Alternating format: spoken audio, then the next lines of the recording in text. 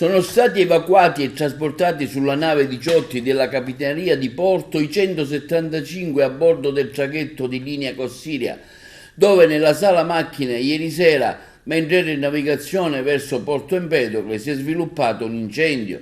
Solo una famiglia composta da 3 adulti e un bambino di 14 mesi è stata fatta salire sulla motovedetta CP324, come si vedono dalle immagini della Guardia Costiera, che è già giunta a Lampedusa, mentre tutti gli altri sono in viaggio verso Porto Empedocle.